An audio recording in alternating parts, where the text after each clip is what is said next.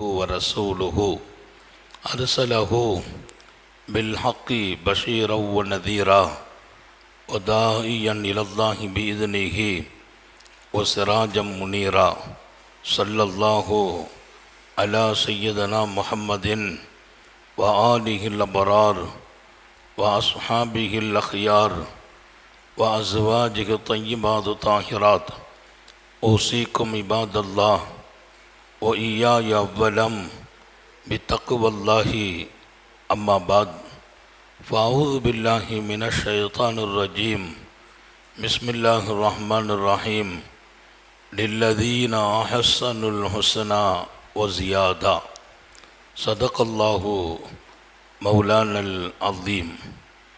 وقال نبي الله سيد البشر محمد رسول الله صلى الله عليه وسلم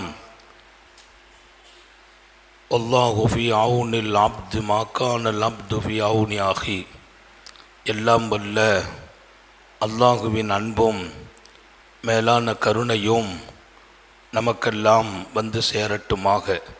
நமது உயிரினும் மேலான கண்மணி ஹாத்தமுன் நபியின் முஹம்மதுர் ரசூலுல்லாஹி ஸல்லல்லாஹு அலைஹி வஸல்லம் அவர்களின் அன்பையும் ஷஃபாஅத்தையும் பெறுவதற்கு அல்லாஹ் நம் எல்லோருக்கும் தௌஃபீக் செய்வானாக. வல்ல ரஹ்மான் நமக்கும் நம்முடைய பெற்றோர் மனைவி மக்கள் குடும்பத்தார் யாவருக்கும் உயிர் உள்ள வரையிலும் உடல் சுகத்தை நசீபாக்கி தருவானாக. மருத்துவமனை கஷ்டம் அதன் சிரமம் செலவுகளிலிருந்து நிரந்தரமான பாதுகாப்பை அல்லாஹ் நம் எல்லோருக்கும் கொடுத்தருள் புரிவானாக. வானம் பூமியினுடைய ஆபத்துகளை விட்டும் முசீபத்துகளை விட்டும் கெட்ட முடிவுகளை விட்டும் நம்மையும் நம் குடும்பத்தையும் பாதுகாத்து அருள் புரிவானாக. அவனுடைய படைப்புகளின் தீங்குகள் அனைத்திலிருந்தும் நம்மையும் நம் சமூகத்தையும் காத்தருள் புரிவானாக.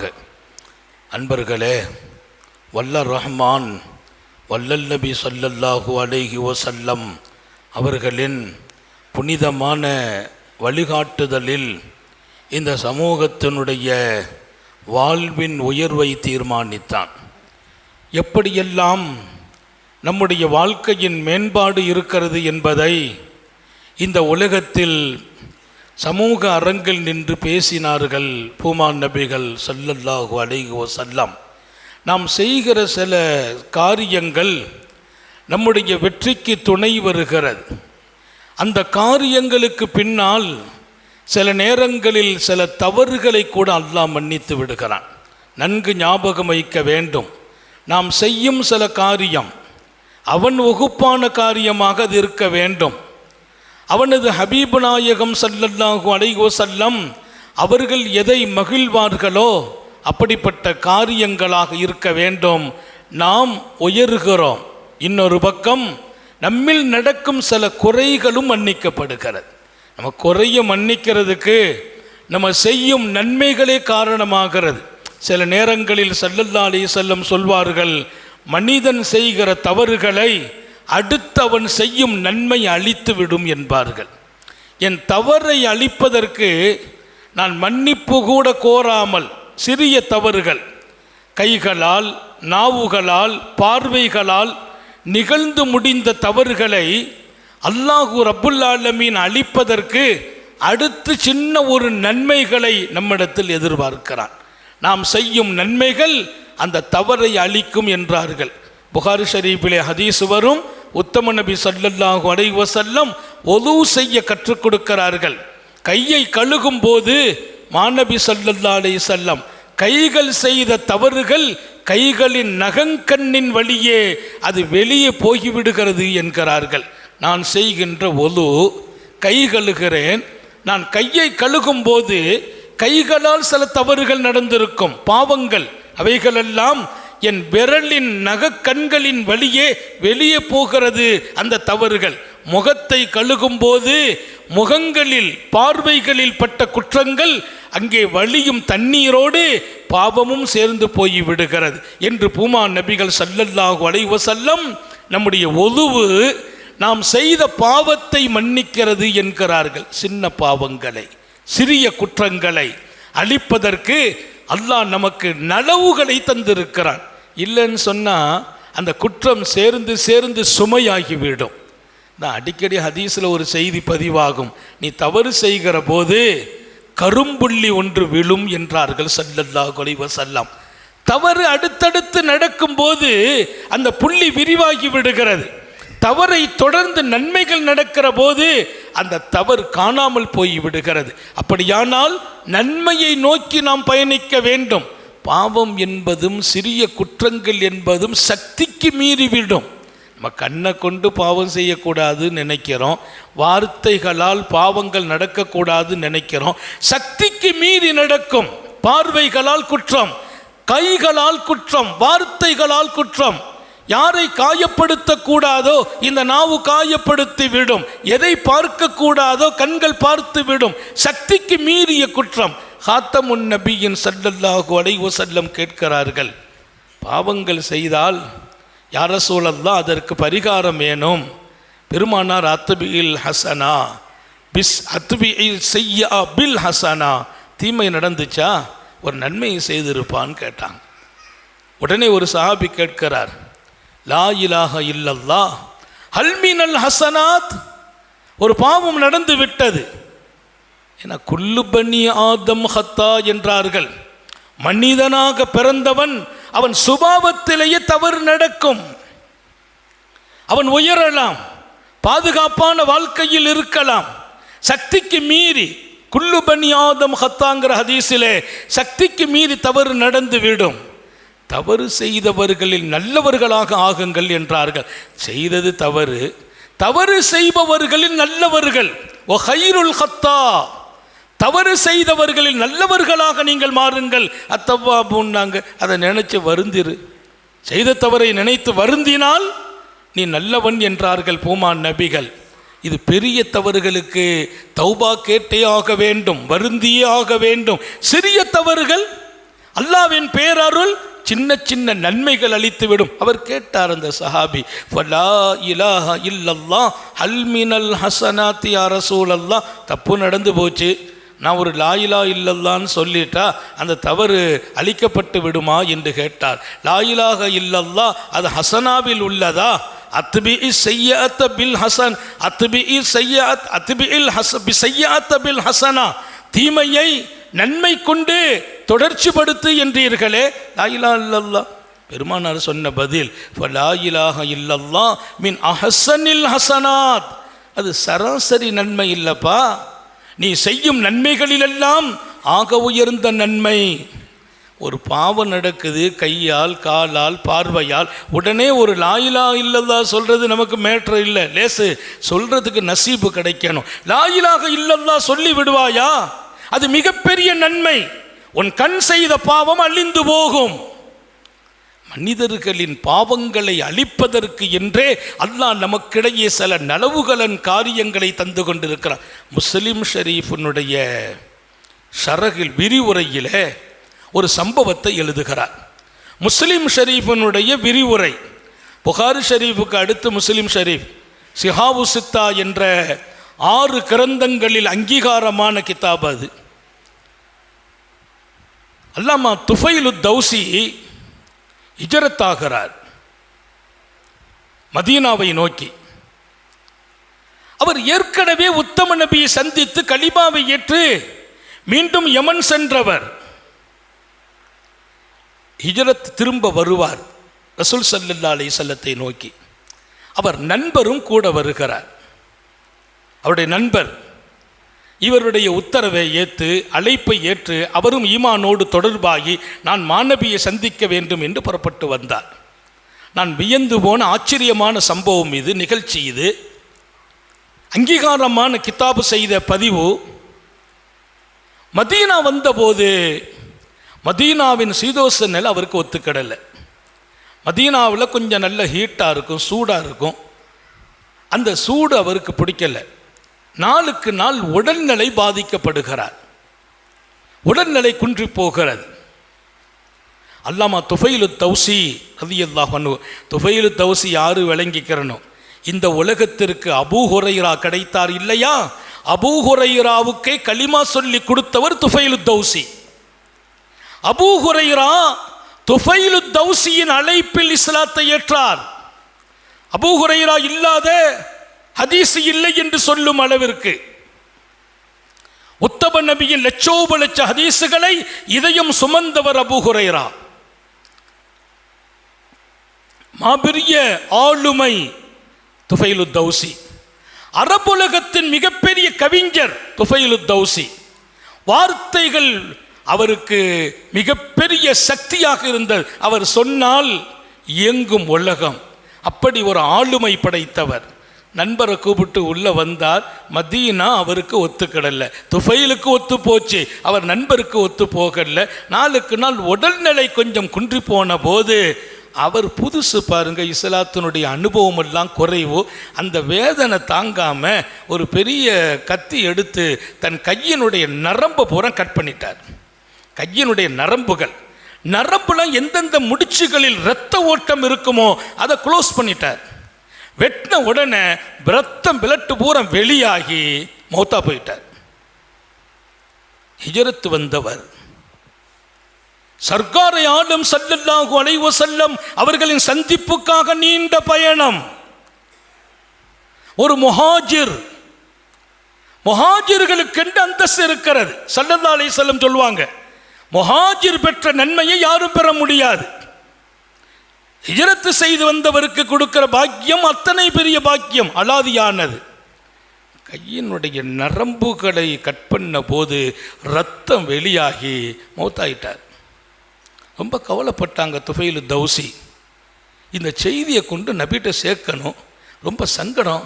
எப்படி ஒரு முஹாஜிர் இப்படி ஒரு தப்பு பண்ணிட்டு போயிட்டாங்களே, நம்மகிட்ட கூட கலந்துருக்கலாமே, உடல்நல ஒத்துக்கிடல மதீனான்னா ஏதாவது ஏற்பாடு. ஸல்லல்லாஹு அலைஹி வஸல்லம் யாராவது மதீனா ஒத்துக்கிடலன்னா அவங்களுக்கு என்ன ஏற்பாடோ மதீனாவுடைய அவுட்டரில் செய்வாங்க. இல்லை எங்களுக்கு ஆடு மாடு வேணும், ஒட்டகம் வேணும், நாங்கள் அப்படியெல்லாம் இருந்து அதோடு இருக்கணும், அவங்களுக்கு அதை அனுப்பி வச்சிருக்கிறாங்க. அப்படியெல்லாம் ஹதீஸுகள் பதிவு. மனநிலை அறிந்து உடல்நலம் அறிந்து தோழர்களை வழிநடத்தியவர்கள். யாரையும் கட்டாயப்படுத்துறது இல்லை, இந்த சூழலுக்கு ஒத்து வர வேண்டும் என்று சொன்னதில்லை. ஷரியத்தை சுமக்க வேண்டும், சூழ்நிலைக்கு நீங்கள் ஒத்து வர வேண்டாம், சூழ்நிலைக்கு நாங்கள் ஒத்து வருவோம் பாங்க. முடியாதவங்க பின்னால் இந்த ஈமானை கொண்டு சேர்ப்பாங்க. ஸல்லல்லாஹு அலைஹி வஸல்லம் ரொம்ப வருத்தப்பட்டார். எப்படி பண்ணிட்டாங்களே. அவர் அடக்கம் செய்யப்படுகிறார். அன்று இரவு அல்லாமா துஃபைலு தௌசி ரலியல்லாஹு அன்ஹு கனவு ஒன்று பார்க்கிறார்கள். அந்த கனவிலே காலையிலே தன்னை அழித்து கொண்டவர் பிரகாசமாக சொர்க்கத்தில் இருக்கிறார். பிரகாசமான சோனத்து மாளிகை, ரொம்ப அழகான கோலம், ஹையாத்துஹு ஹசனா, ரொம்ப அழகா இருக்கிறார். பிரமித்து போகிறார். கேட்டாங்க எப்படி, அவர்கிட்ட கேட்குறாங்க. அவர் சொன்னார், கஃபரிலி ரப்பி பி ஹிஜ்ரதி இலா ரசூலிஹி.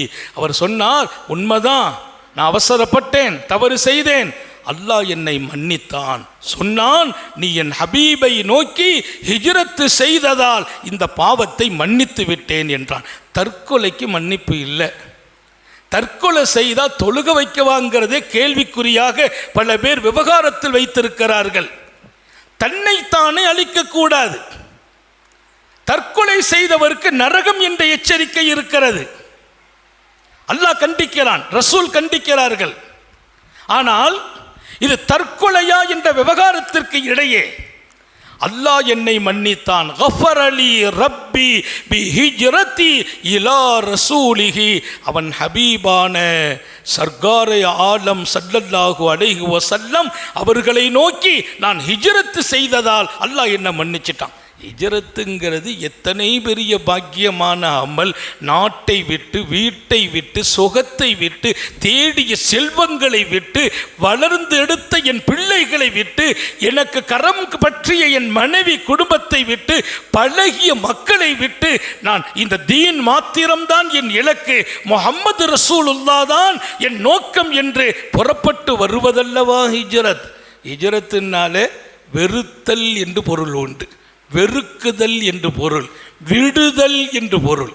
ஹிஜ்ரத்துக்கு என்ன அர்த்தம்? வெறுத்தல், விடுதல், வீட்டை விடுதல், பிள்ளையை விடுதல், மனைவியை விடுதல், சொந்த பந்தங்களை, தேடி வைத்த சுகங்களை, சொத்துக்களை விடுதல், எல்லாவற்றையும் ஒரு கட்டத்தில் வெறுக்குதல்.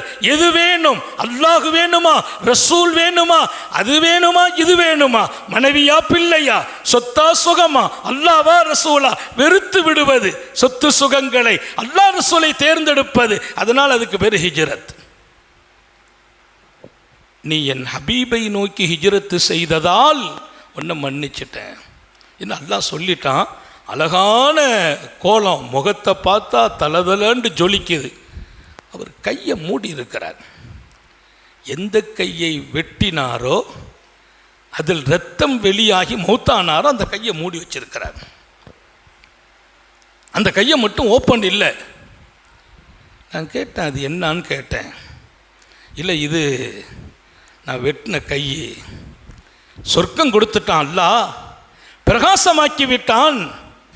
லன்னுஸ்லிஹமா அஃப்ஸத்தா, அல்லாஹ் சொன்னான், நீயாக வீணாக்கி கெடுத்ததை நான் சரி செய்ய மாட்டேன் என்றான் அல்லாஹ். அது நீ கெடுத்தது. நான் கொடுத்த சுகம், நான் கொடுத்த ஆரோக்கியம், வீணாக்குபவர்கள் குற்றவாளிகள். எனக்கு சுகம் இருக்குது, நானா சாப்பிடாம டைட்டுன்ற பேரில் பட்னி கிடந்து பசி கிடந்து அதனுடைய வரம்பை மீறி உடல்ல நோயை உண்டாக்கினேனா நான் குற்றவாளி. என் சுகம் அல்லாஹ் கொடுத்த நியாமத், அதை பாதுகாக்க தவறினால் நான் குற்றவாளி. எல்லா விஷயத்திலும் ஆரோக்கியமா வாழணும், ஆரோக்கியத்தை காப்பாற்றணும், தொழுகை கடமை, என் உடலை பேணுவதும் கடமை. உடலை காப்பாற்றல, உடலை பேணல்ல, அதனால தான் தற்கொலைக்கு தண்டனை, நரகம். ஏன்?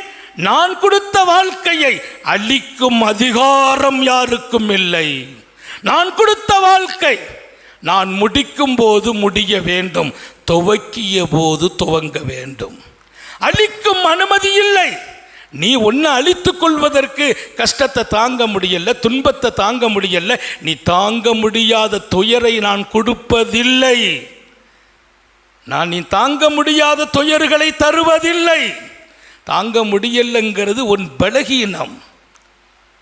அப்போ என் சுகத்தை நான் பேணணும். அல்லாஹ் சொன்ன பதில் அழகான பதில், லன்னுஸ்லிஹமா அஃப்ஸத்தா, எல்லாத்தையும் அழகாக்கிட்டேன், ஹிஜ்ரத்து வந்ததற்காக பிரகாசமாக்கினேன், சொர்க்கம் கொடுத்துட்டேன், இந்த கையை மட்டும் நான் சரி செய்ய மாட்டேன். நான் அல்லாஹ் அதை கை ஒடிஞ்ச மாதிரி, ரத்தம் போன மாதிரி, சூம்பி போன நிலையில் இருக்கும் துணியை போட்டு சொர்க்கத்திலும் மூடி இருக்கிறார். அதை நான் சரி செய்ய மாட்டேன். ஏன்? நீயாக கெடுத்தாய். அல்லாஹ் நம்ம ஆரோக்கியத்தை வீணாக்குவதிலிருந்து பாதுகாப்பானாக. எந்த ஒரு சஞ்சலத்திற்காக தீர்வு என்னை நான் அழித்து கொள்வதல்ல. காதல் தோல்வி, பொருளாதார தோல்வி, வியாபார நஷ்டம், கடனாளியாக போய்விட்டேன், இதற்கு பகரம் தற்கொலையா? காதல் தோல்விக்கு பகரம் தற்கொலையா? வாழ்வதல்லவா பாக்கியம்? வாழ்க்கையை இழக்கிற அனுமதியை அல்லாஹ் கொடுக்கவில்லை. இழந்தாயா? அதை மீட்டி நான் தரமாட்டேன், நீ அளித்த ஒன்று என்றான் அல்லாஹ். இந்த கனவு பார்த்துட்டு பிரமிச்சு போகிறார் அல்லாமா துஃபைல் தௌசி ரலியல்லாஹு அன்ஹு.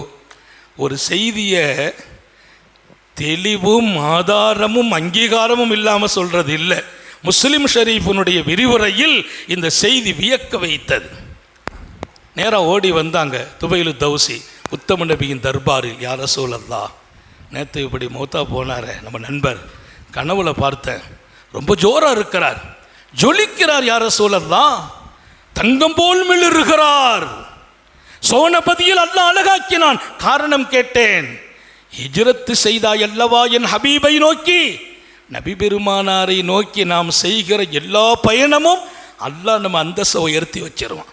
நபியின் மீது சலவாத்து, நபியின் மீது நேசம், நபியின் மீது காதல், நபியிற்காக வாழ்வது, நபியின் கண்ணியத்தை உயர்த்துகிற பாடுபடுவது, அத்தனையிலும் அல்லாஹ் நம்மை உயர்த்துகிறான். அல்லாஹ் தௌஃபீக் செய்வானாக. மன்னிச்சிட்டான் அல்லாஹ். ஹிஜ்ரத்துக்காக அவர் கையை மட்டும் மூடி வச்சிருந்தார். என்னான்னு கேட்டேன். நீ கெடுத்ததை நான் சரியாக்க மாட்டேன்னு அல்லாஹ் சொல்லிட்டானா? அப்படியா? சிரித்து கொண்ட உத்தம நபிகள் கையை தூக்குனாங்க. அல்லாஹும்மா, ஹதீஸை பாருங்க. அல்லாஹும்மா ஒலி எதைஹி ஃபக்ஃபிர், யா அல்லாஹ் அவர் கையையும் மன்னிப்பாயாக, அவர் கரத்தையும் மன்னித்து விட அல்லாஹ். யார்? ஹாரூன் யஸீலர். எத்தனை அன்பாளர், எத்தனை அருளாளர், எத்தனை சமூகத்தின் ஒவ்வொரு தனி மனிதன் மீதும் அக்கறை கொண்டவர்கள். அகிலத்தின் அருட்கொடை முஹம்மது ரசூலுல்லாஹ் ஸல்லல்லாஹு. அல்லாஹும்மா ஒலி யதைஹி ஃபக்ஃபிர், ரப்பே அவர் கையை மட்டும் நீ மன்னிக்க வேண்டியதான அல்லாஹ் மன்னிச்சிருந்தாங்களாம். அதுக்கு பின்னால் பார்த்தா கை சீரானது, சிறப்பானது. சொர்க்கத்தில் கையை மூடி இருக்கிற துண்டை தூக்கி போட்டு விட்டால் அழகாக ஆனது. ஏன்? ஹபீபே கேட்ட பின்னால், ஹபீபே துவா செய்த பின்னால் கருணை உள்ள ரப்பு விட போகிறானா? நம்முடைய வாழ்க்கை என்பது அல்லாஹ் கொடுத்த நிஅமத். தவறுகளால் கரைப்படுத்தி விடாதீர்கள், குற்றங்களால் வாழ்க்கையினுடைய அலங்காரத்தை வீணாக்கி விடாதீர்கள். தவறு என்பது சுபாவம், நடக்கும். அதற்கு பரிகாரம் அவ்வப்போது நன்மைகளை நோக்கி பயணிக்க வேண்டும். நான் செய்யும் ஒவ்வொரு நல்ல சொற்களும் செயல்களும் நான் செய்த குற்றங்களை அழித்து விடுகிறது. அதைத்தான் இங்கே நான் உணர்த்தினேன். வாழ்க்கை என்பது அழகானது, அழகாக்குங்கள். தவறுகள் நடக்கலாம், உடனடியாக சரியாகுவதற்கு, அந்தஸ்து உயர்த்தப்படுவதற்கும் லில்லதீன அஹ்ஸனுல் ஹுஸ்னா வ ஸியாதா, யாரெல்லாம் அழகாக நடந்து கொண்டார்களோ அவர்களுக்கு அழகானதையே கூலியாக கொடுப்போம். அவர் அழகாக நடந்தார், நான் அழகான கூலி கொடுத்தேன், அது சமமாயிடும். நான் சமமான இடத்துலலாம் இருக்க மாட்டேன். ஓ ஸியாதா, இன்னும் கூடுதலாக கொடுப்போம். நான் அல்லாஹ் குர்ஆன்ல, நீ நல்லா நடந்தால் நல்ல கூலி, அது செய்தால் ஏதோ கேள்விக்கு பக்கத்தில் சொல்கிற மாதிரி நீ செய்ததற்கு பகரம் மட்டும் இல்லை, ஒசியாதா இன்னும் கூடுதலாக கொடுப்போம். அல்லாஹ் அப்படி ஒரு அழகிய வாழ்க்கையை இன்றைக்கும் வாழ்வதற்கு தௌஃபீக் செய்வானாக. மன்னிக்கப்படும் இடத்தை நாம் பெறுவதற்கு தௌஃபீக் செய்வானாக. மனிதன் என்ற பலகீனத்தால் தவறுகள் நடந்து விடுகிறது. அந்த தவறுகளுக்கு பின்னால் நன்மைகள் செய்யலாமா? செய்யலாமே, வாய்ப்புகள் இருக்கிறதே, செய்வோம். வாழ்ந்து கொண்டே இருக்கலாம், உயர்ந்து கொண்டே இருக்கலாம். அவன் கொடுத்த சுகத்தை, ஆரோக்கியத்தை, நிம்மதியை நீங்களாக வீணாக்கி விடாதீர்கள். அது ஆகப்பெரிய குற்றம் என்பதையும் இன்றைய நிகழ்வோடு ஞாபகப்படுத்தி அல்லாஹ் நம்மை உயர்த்துவானாக. நீண்ட நெடிய நாட்கள் நோய் நொடிகள் இல்லாமல் உடல் ஆரோக்கியத்தோடு மனநிறைவோடு இன்பத்தோடு அல்லாஹுவை நின்று வணங்கி வழிபட்டு வாழும் நசீபையும் பாக்கியத்தையும் எல்லாம் அல்ல அல்லாஹ் உங்களுக்கும் எனக்கும், நம்மை ஈன்றெடுத்த தாய் தந்தையர்களுக்கும், நமது மனைவி, மக்கள், உற்றார், உறவினர் யாவருக்கும் கொடுத்தருள் புரிவானாக. நமது உயிரினும் மேலான கண்மணி ஹாத்தமுன் நபியின் சர்க்காரை ஆலம் சுந்தர நபிகள் ஸல்லல்லாஹு அலைஹி வஸல்லம் அவர்களை கனவிலும் நனவிலும் கண்டுகளிக்கும் பெரும் பாக்கியத்தை அல்லாஹ் நம் எல்லோருக்கும் கொடுத்தருள் புரிவானாக என்ற நல்ல துஆக்களோடு உங்கள் எல்லோருடைய துஆவை ஆதரவைத்து என் வார்த்தைகளை நிறைவுபடுத்துகிறேன். வாஹிரு தஅவானா அனில் ஹம்துலில்லாஹி ரப்பில் ஆலமீன். அஸ்ஸலாமு அலைக்கும் வரஹ்மத்துல்லாஹி வபரகாத்துஹு. அல்ஹம்துலில்லாஹ். அல்லாஹ்